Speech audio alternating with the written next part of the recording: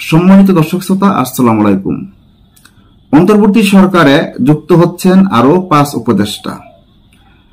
গত 5ই আগস্ট যখন সদ্য সাবেক প্রধানমন্ত্রী পদত্যাগ করে দেশ ছেড়ে পালিয়ে ভারতে চলে যান, তখন বৈষম্য বিরোধী ছাত্র আন্দোলনের সমন্বয়ক যারা আছেন তারা বলছেন যে প্রধান উপদেষ্টা হিসাবে শান্তিতে নোবেল বিজয়ী ডক্টর মোহাম্মদ ইউনূস উনি থাকবেন আমাদের প্রধান উপদেষ্টা এবং প্রধানমন্ত্রীর দায়িত্ব পালন করবেন।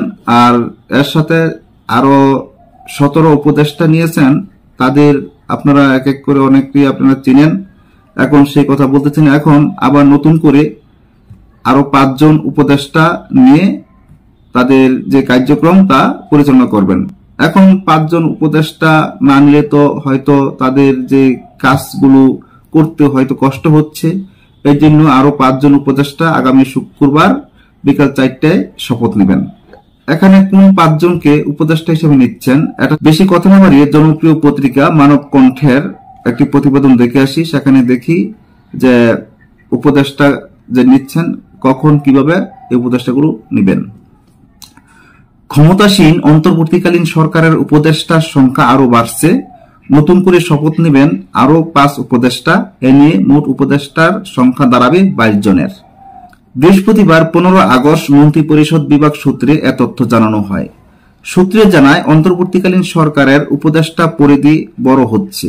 প্রধান উপদেষ্টা ডক্টর মোহাম্মদ ইউনূস সহ 17 উপদেষ্টা শপথ নিয়ে কাজ শুরু করলেও আগামীকাল শুক্রবার আরো কয়েকজন দায়িত্ব নিতে যাচ্ছেন। এর সংখ্যা হতে পারে 5 জন, তবে তাদের নাম পরিচয় এখনো নিশ্চিত হওয়া যায়নি।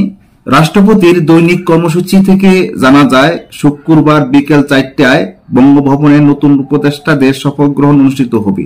রাষ্ট্রপতি মোহাম্মদ শাহাবুদ্দিন তাদের শপথ পাঠ করাবেন। প্রধান উপদেষ্টা ডক্টর মোহাম্মদ ইউনূস সহ অন্যান্য উপদেষ্টারা উপস্থিত থাকবেন। এর আগে 3 দফায় শপথ গ্রহণ করেন 17 উপদেষ্টা। এর মধ্যে 8 আগস্ট শপথ নেন প্রধান উপদেষ্টা শান্তিতে নোবেল বিজয়ী অর্থনীতিবিদ ডক্টর মোহাম্মদ ইউনূসের নেতৃত্বাধীন অন্তর্বর্তীকালীন সরকারের 13 উপদেষ্টা।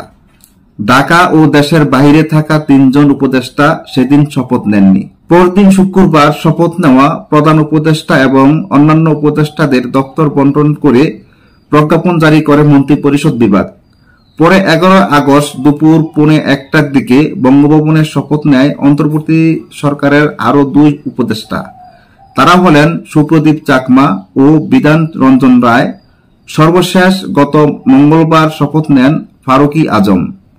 প্রসঙ্গত, গত 5 আগস্ট বৈষম্য বিরোধী ছাত্র আন্দোলনের লং মার্চ টু ঢাকা কর্মসূচির দিনে প্রধানমন্ত্রী শেখ হাসিনা পদত্যাগ করে দেশ ছাড়েন।